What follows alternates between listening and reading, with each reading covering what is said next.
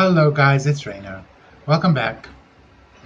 Today I want to talk about one of the symptoms, or I would say warning signs, of depression and bipolar disorder. As you may have guessed by the title, it's all about cleanliness, or lack thereof, I suppose. One of the very common side effects of severe depression, or in my case, what became bipolar disorder, is a complete lack of personal hygiene, or actually complete lack of concern for personal hygiene. It's not that we don't care about personal hygiene, just don't value it as something that is important. Why? I don't know. But all I know is that it is real. Before I was thoroughly diagnosed and had the correct medication, I used to actually struggle with personal hygiene, and it became kind of known to me after I was in the clinic for 21 days, and I came out and I was feeling better and I was a bit more stable, and I spoke to one of my friends at work, how they actually told me that they asked one of my other friends at work if they've noticed that I have a bit of a smell around me. Usually I would smell quite nice. I would wear like a cologne, it would be nice, and kind of lately I had not, and I was starting to smell a bit unclean. And I was mortified after the fact and realized that this was a very telltale sign that something was wrong and something was not okay. And no fault of their own, they had no idea. Could have probably helped to get me help a bit sooner. But while I was in the clinic, I actually had to write myself a list of things to remember. I shit you not. I had a list that I had put up in my bedroom and that I had on my front door before I left my house. And it had things like, did you brush your teeth today? Did you have a shower today? Are you wearing clean clothes? When last did you clean your house? Is your kitchen clean? These like little things that you wouldn't have to ask your average human being, because part of their routine is, wake up in the morning, brush your teeth, have a shower, put on clean clothes, once or twice a week clean the house, every night after you cook, clean the kitchen. And I had gotten to a stage where I had to remind myself to do this. I had to remind myself that I have to brush my teeth. I had to ask myself, did you shower today? Because while you're in the super throes of depression and you go through kind of your lulls, you don't actually, or you're not concerned about personal hygiene. And there was actually a clip of it in Big Bang Theory when Raj broke up or had some tiff with some chick, and they showed him at his house kind of in his underwear. The house is a mess, and he was eating lobster tail that he ordered online. And although there was kind of a humorous spin on it, it's a reality.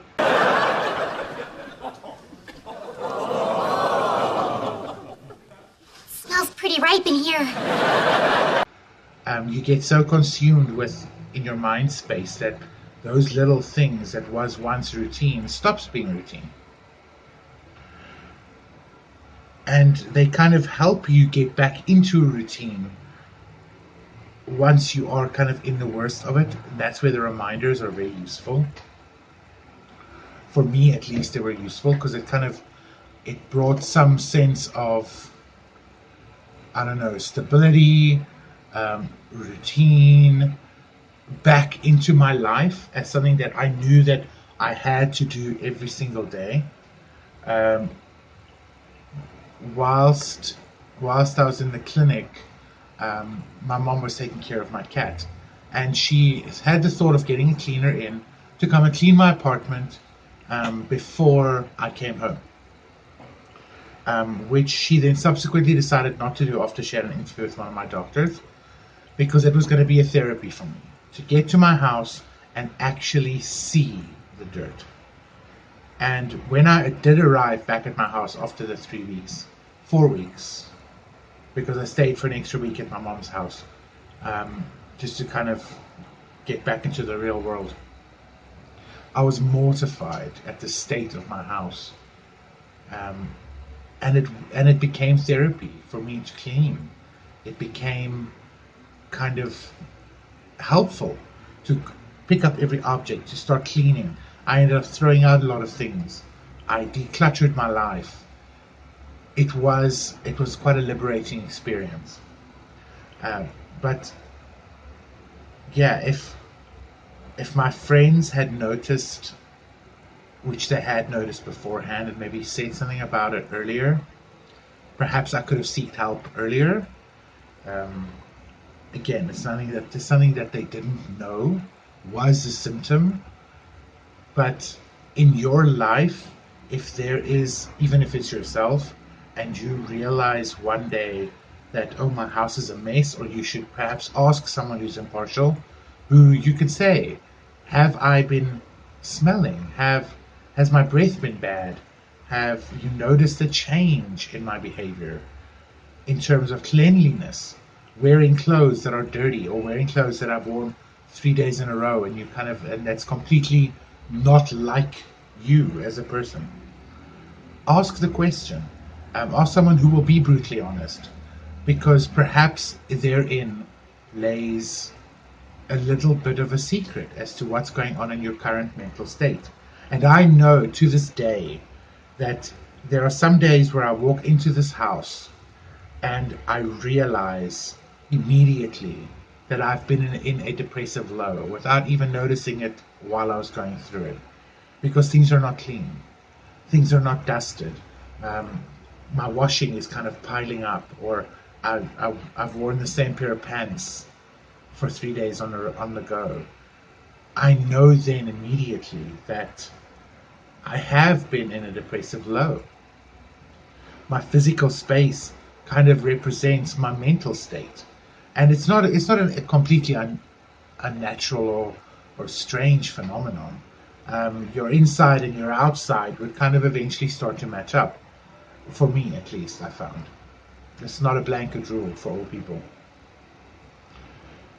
But if you have a friend that you've noticed that they've changed kind of the way that they've been living in terms of cleanliness, you go to their house, and where they were once neat freaks, things are kind of messy, things are cluttered. Perhaps start asking the question. Take notice of those little things, because they could be telling a much bigger story. And perhaps this friend, or you yourself, or a family member is just not aware that this could be a symptom. I mean, if you've always been a messy person, and you've always been a cluttered person, but you used to shower twice a day, and you kept brushing your teeth, and suddenly you just don't care, that's also a change. Or if you were always throughout your whole life a cluttered human being, and suddenly you've got this unnatural drive to have everything in the perfect order, that severe change of behavior could also indicate a symptom of a mental illness. And I encourage you to go see someone to get it checked.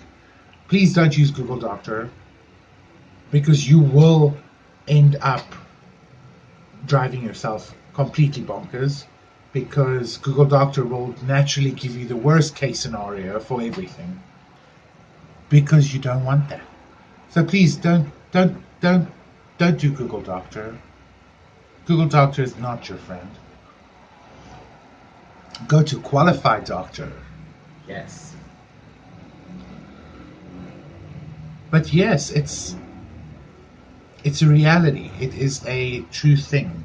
I actually discovered the word version of my list that I printed out and stuck on the walls, or on my door and in my bedroom. And if that's what you need to do, that's what you need to do. Make a list. Reinforce these good behaviors in your mind, because they are good behaviors. They're healthy behaviors. They're something you used to have and then stopped having for whatever reason. Have a shower at least once a day. Brush your teeth, even if it is only just once a day. But get into these things. You don't want someone asking you one day or remarking to another friend that, have you noticed that they're smelling? There's a bit of a stank. Because it is a mortifying thing to go through. It is a symptom. It is a pure symptom of the disease. Don't hate yourself. Don't judge yourself too harshly. Rather seek help. And if you are someone who is living with a person who has got severe depression or who has got bipolar disorder or any mental disorder, be kind. Know and understand that some things are not in our control. We don't realize the slow move away from lack of personal hygiene. It's not just a switch that happens and one day you wake up going, fuck it, I am never going to shower again. Boom. That's not the case. It becomes you're too sad or you're too tired or you're too emotional to do it one day. And that one day becomes another day and another day. It's a symptom. Treat it as a symptom. It might not have but like mental disorders, it's a strange thing, the stigma around them. They might not have a physical component on the outside, like a broken leg or a cast or stitches, but behavior is the telltale sign, and be mindful of it. Help and encourage and ask the question in a nice way. Did you shower today? Did you brush your teeth today? When last did you clean your house? Is your dishes clean? Even if it becomes a social activity where you say, okay, I'll come over.